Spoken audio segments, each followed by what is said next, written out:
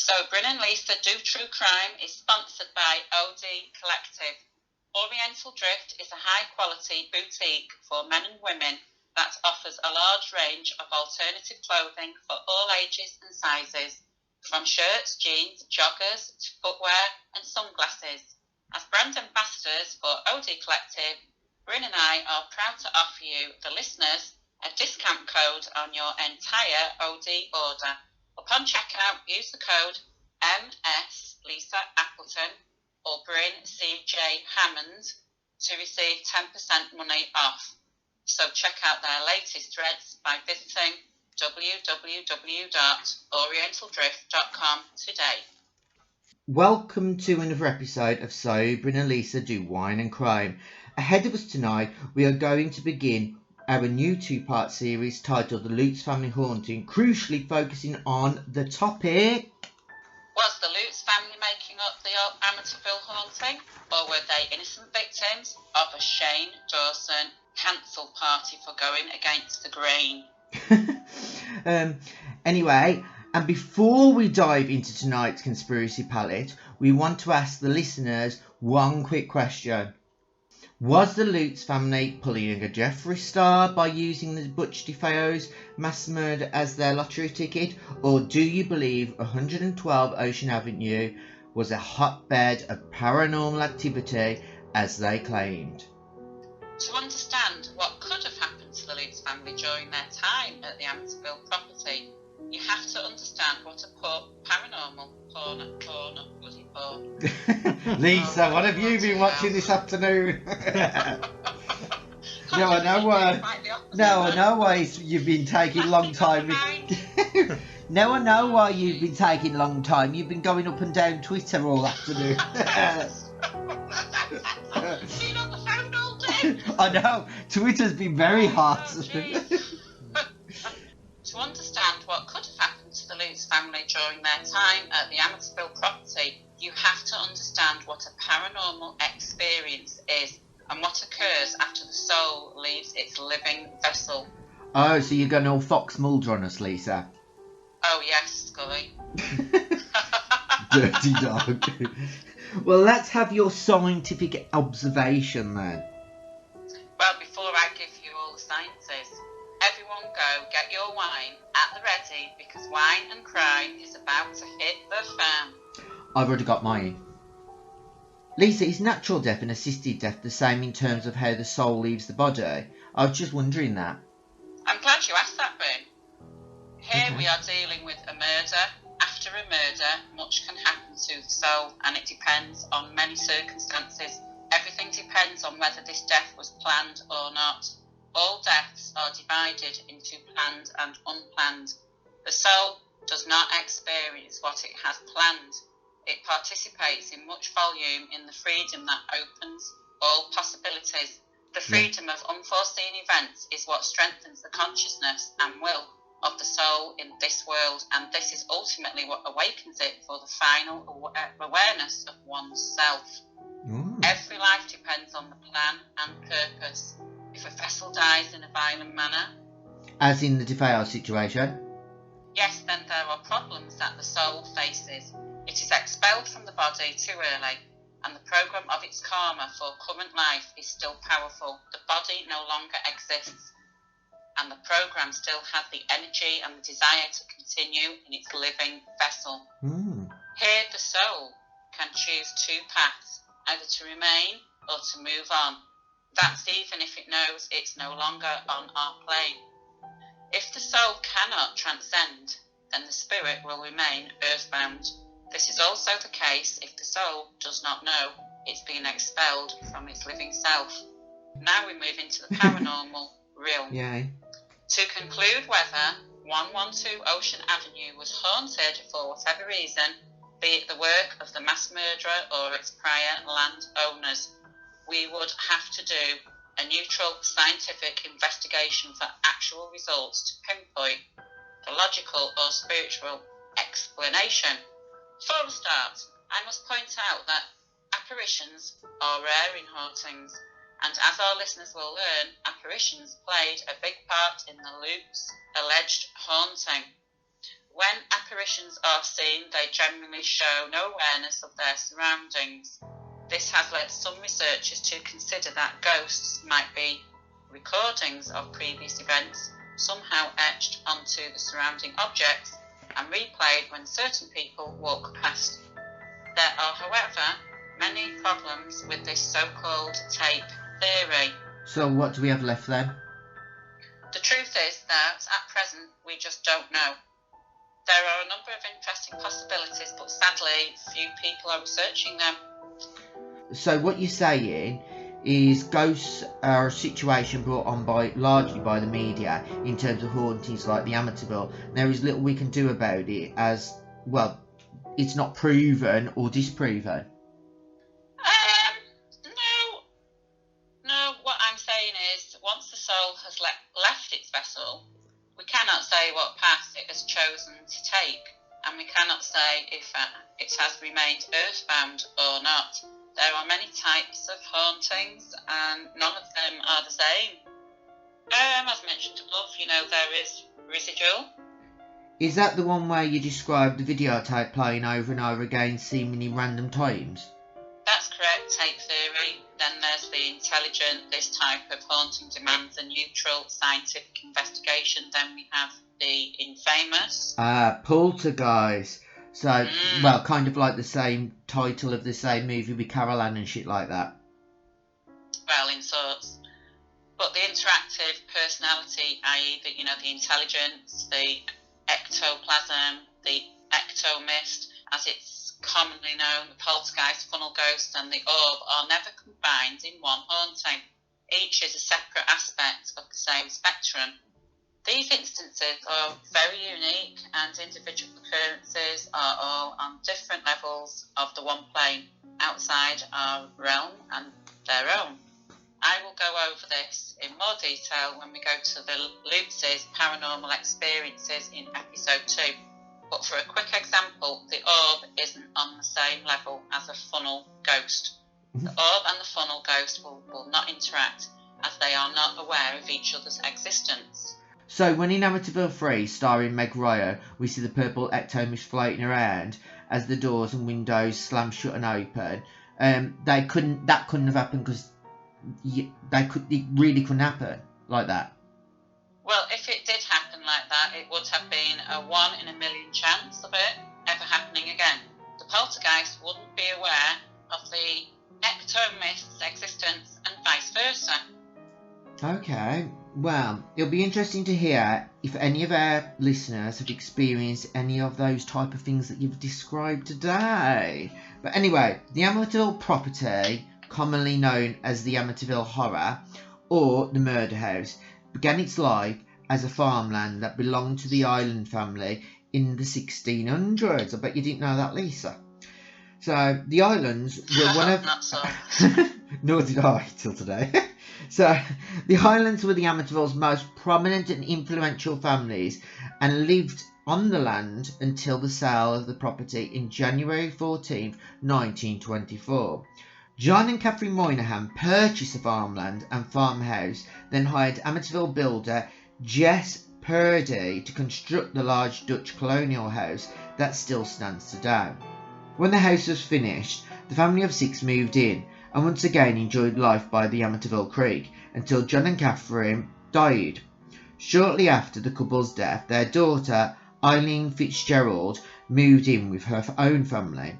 She lived there until October 17, 1960, and John and Mary Riley bought the house from them. Because of their marital problems, the Rileys divorced and sold the house to the DeFeos on June 28, 1965. The DeFeos lived in high hopes for more than 9 years, until on November 13, 1974, the years of abuse and turmoil from Big Ronnie came to a head. After the horrific murders on Ocean Avenue, the beautiful 3-story Dutch colonial property set on Amityville Riverside remained empty and unloved. And it was only until the Lutz family went to visit after seeing high hopes advertised in the local newspaper for the rock bottom price of $88,000. In the midsummer of 75, Please, Mr. Please by Olivia Newton-John filled the airwaves. Jaws had become the biggest box office release of the year, and Butch was on the front of literally every tabloid in the build-up to his trial. Nevertheless, for whatever reason, unbeknown to me, the Lutz family, allegedly according to George, was oblivious, so was his wife, let me just add, oblivious to the murder and Butch's looming murder trial. Prior to buying 112 Ocean Avenue, George and Kathy had looked at around 50 other properties over the months after they had decided to combine their separate households. George was relatively well off and was the owner of a successful multi-generational family business, so it confused friends and family as to why he wanted to up sticks from the city and move away, especially to such an isolated location as Babylon. Also an interesting plot point not mentioned previously, George owned 2 boats, and after the move left them docked in the city and continued paying the dock fees, instead of relocating them to Amityville, which would have made more logical sense. After arriving at the property, the tour got off to a rocky start when the agent informed the couple of the home's murky past. George later claimed as they reached the foot of the stairs, she turned to the both of us and looked sheepish before saying, "You have children, right?" She paused, awaiting a response. George and Kathy looked at each other, then nodded. "I don't know if I should tell you now or after you've seen the house, but this was the house that the DeFeo murders took place in." Yikes. George and Kathy paused for a moment before George shrugged it off. The house was perfect and dirt cheap. No spook was going to stop him buying his dream home. All 6 of the victims were found face down in their beds with no signs of a struggle, she added before guiding the couple up the stairs and opening the door of the master bedroom. In front of them was the frame of the bed where Ronald DeFeo Sr. and his wife, Louise DeFeo, had been shot in cold blood. So the property is $88,000. The furniture? The agent pointed to the bed and chest of drawers. It's part of the deal. We just asked for an additional $400 as part of the mortgage. Again, I will highlight the term unfazed. George, who dabbled in the black art, was unfazed by the full disclosure, and after the tour had ended, George asked the realtor to hold on to the property for a few days while he and his wife discussed the matter with his children. Well, Kathy's children. George was perhaps the most eager to move in, and within the week he had decided to go ahead with the purchase, thinking he could live with High Hope's tragic past without consequence. All the property needed was a little TLC, and a little paint, George later recalled saying to Kathy. After the purchase of the 5-bedroom house with its swimming pool and boathouse, a friend of George's suggested that he should get the house blessed by a Catholic priest due to its bloody history. George, however, was a Methodist and claimed that it was very new to him and very foreign, but agreed only to keep Kathy's mind at ease. 13 months after the DeFeo murders and 15 days after Butch was sentenced, George, Kathy and Kathy's 3 children from previous marriage, Daniel 9, Christopher 7 and Melissa 5, also known as Missy, moved their belongings into their new home. While their crossbred Labrador named Harry got acquainted with the yard, as George carried boxes over the threshold, the priest arrived, pulling onto the drive. George said the priest showed up shortly after we were in the process of moving in. I waved, he waved, and he went into the house and went about blessing it. When he was done, I tried to pay him, but he wouldn't take money. He said, "No, you don't charge for this, and you don't charge friends for this." I thought that was a very kind thing to say. And then he said, I felt something really strange in that one upstairs bedroom. And he described the bedroom, and we said that's what we were going to use as a sewing room. We weren't going to use it as a bedroom. He said, "That's good, so long as no one sleeps in there." And that's all he said, and he left. Lutz later changed his story and told tabloids in Japan, while on a press tour with the movie, that they called Catholic priest to bless their new home, and as he began the ceremony, he felt something slap his face and heard a masculine voice say, "Get out." George also added that after he left, the priest was driving down the highway and felt his car being pulled towards the right. He stopped and checked it, finding nothing wrong at all. He continued on his way. Without warning, the hood flew off his car. This was later debunked as fiction. In fact, the Catholic priest that alleged blessed the property indicated that the only contact relating to the case was via telephone, and that was in regard to psychic experiences that the Lutz claimed they had. In fact, the priest asserted that he had never set foot in the house, even calling the claims a work of fiction. But what wasn't fiction was that after the family had officially settled in, George, who was extremely curious of the paranormal, allegedly wasted no time in getting drunk and trying to summon the dead.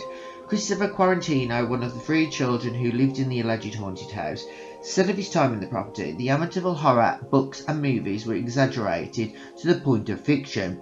So far, there have been 3 representations of what actually happened in the house, and not one of them, not the book, not the movie, nor the remake, let me just highlight that one again, I can't pronounce the word, is accurate. Anyway, Christopher, who served in the Iraq War and was just 5 years old when his mother had divorced his biological father, said that it wasn't until George summoned the dead, strange occurrences began to happen in Ocean Avenue, which is bizarre. It was claimed cold spots were discovered in random locations throughout the house. Eerie vibes pervade in the atmosphere. It was also alleged that jolting sounds would wake the family during the night. The escalating chain of events took their toll on the Lutz family, resulting in drastic personality changes, specifically for George, who began secluding himself from the family. He began obsessing over the fireplace that never seemed to warm him enough, and surrounded himself by books on Satanism and witchcraft. So many things were happening at the same time, it began to be hard to keep up with everything, George said. We finally ended up buying a tape recorder and recording all our experiences. There would be voices, music, strange jello-like substance that oozed out of the walls and the floor. We began to wake up at 3:15 in the morning, and Kathy would have these kind of pains in her back and head. Christopher, who disputes much of the alleged events, including the green jello-like substance that oozed out of the walls and floor, does however state that after his stepfather raised the dead, he would see a menacing, shadowy figure, and he also recalled the night his bedroom window kept banging open and shut, even after it was nailed down by George.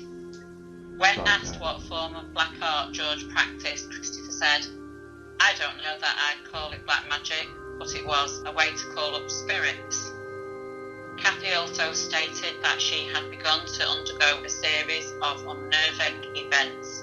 On more than one occasion, she described being touched and even groped by an unseen person, and most dramatically, Kathy claimed that after waking from a deep sleep, her face was that of an old hag that took hours to dissipate. George, however, said later it was he who saw his wife turn into an old hag as she slept. One night I awoke and looked at Kathy, who was still asleep.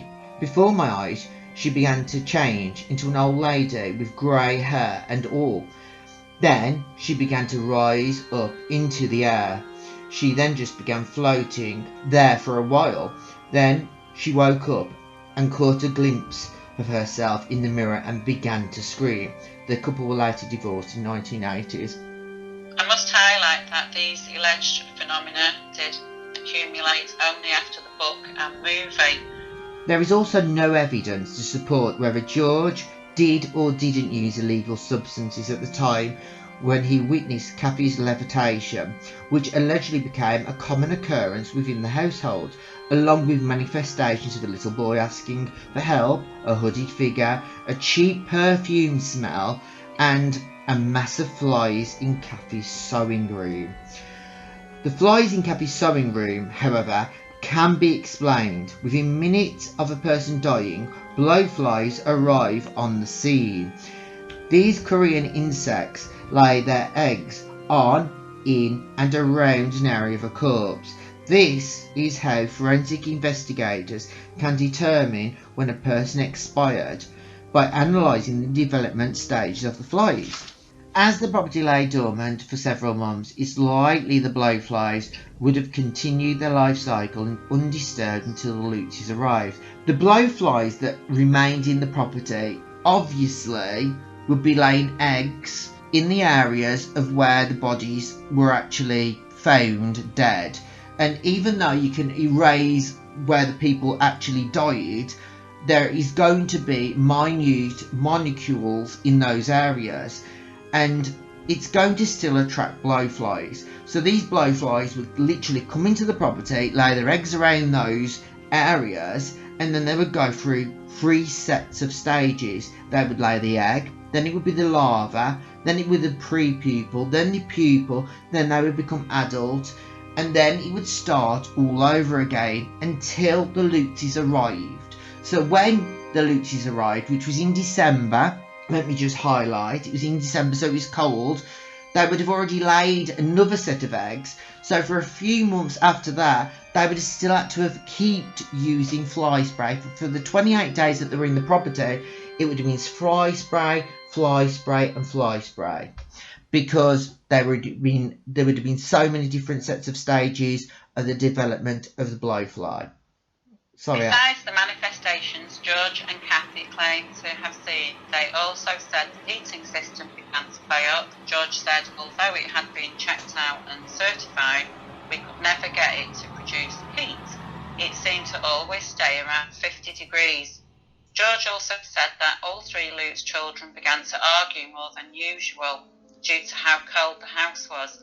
He said the youngest child, Missy, allegedly described speaking to an angel that was living in her room. This angel, Missy claims, was named Jody. Jody was also able to present itself to Missy as a large pig and change shape and form at will.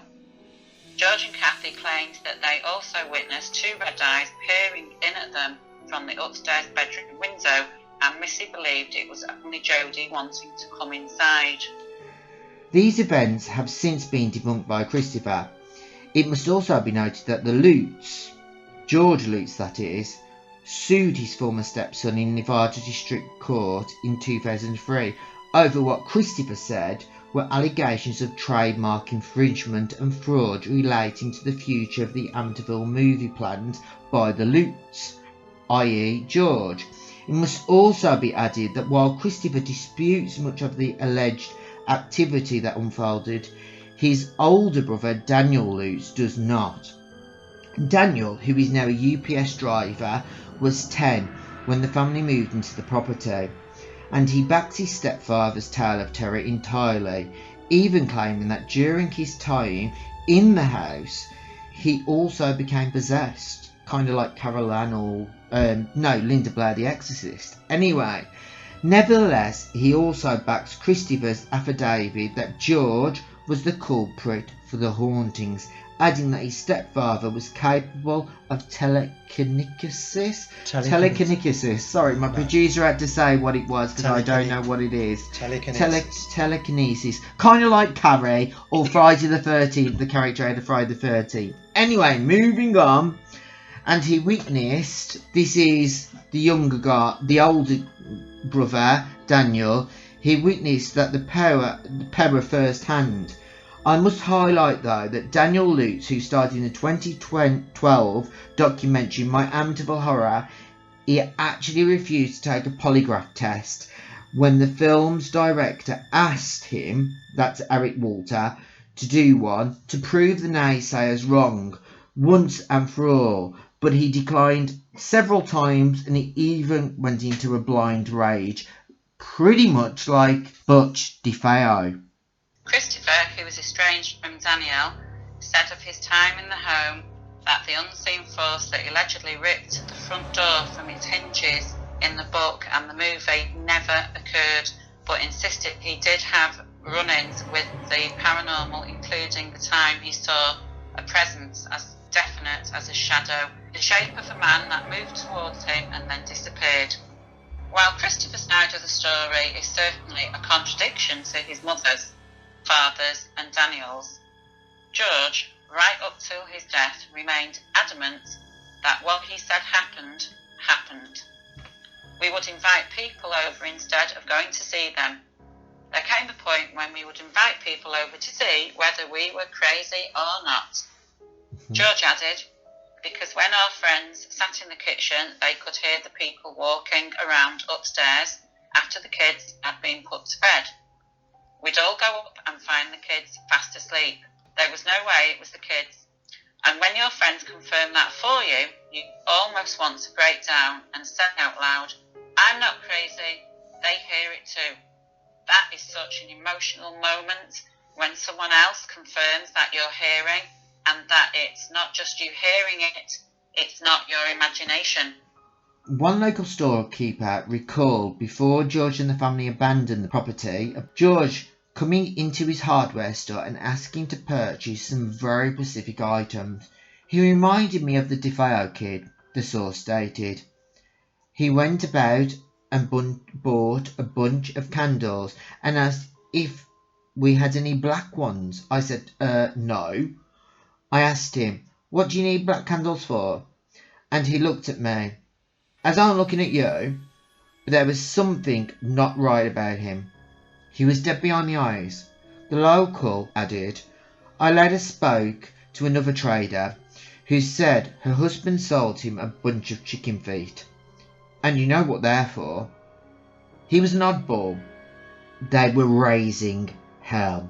The source that still lives in Amityville was assertive when he suggested the Lutz family dabbled in the occult and almost definitely amplified the situation within the property. He also asserted that the home is definitely not haunted. George's involvement in the occult has not only been confirmed by Christopher and Danny, but also by Raymond Buckland, known as the father of the American Wicca. Mr. Buckland owned a museum on Long Island dedicated to the craft and stated George's involvement with the movement. When I had a museum in Bayshore, Long Island, back in the 1970s, George used to look in there from time to time.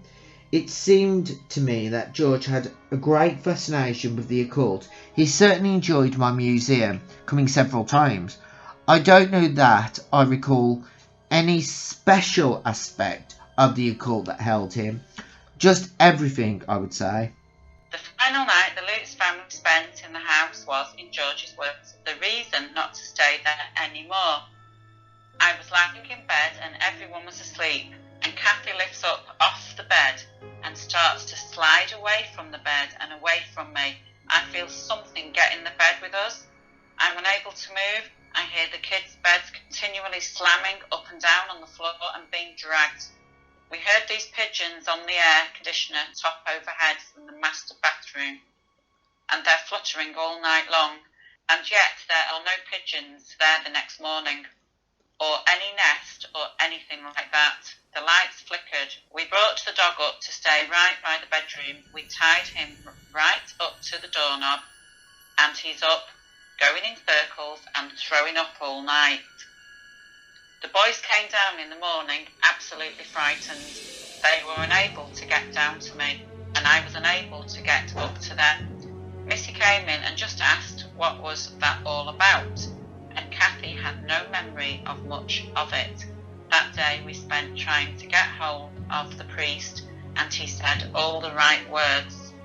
George would retweet the final night's events, adding, beds were actually banging up and down on the floor, furniture was sliding around, and the drawers were flying back and forth.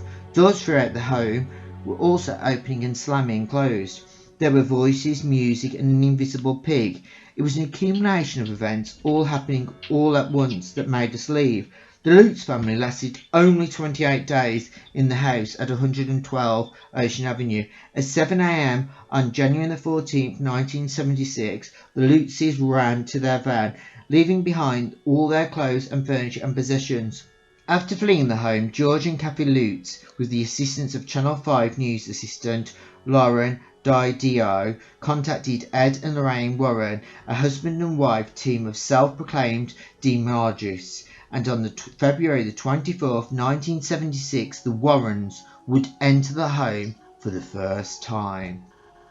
Now, before we open up the show to you, the listeners, I want to remind you that in next week's episode, 1st of July, we will be discussing the aftermath and how the haunting continued to affect George and Kathy Lutz while they resided at Kathy's mother's home. We will also be looking into Ed and Lorraine Warren's involvement into the Amityville investigation and the infamous picture of the ghostly apparition of the child standing in the Amityville doorway. We will also examine the logic and reason behind the new owners changing the property's door number. So make sure you're here with your large glass of wine for next week's episode of So Bryn and Lisa Do Wine and Crime.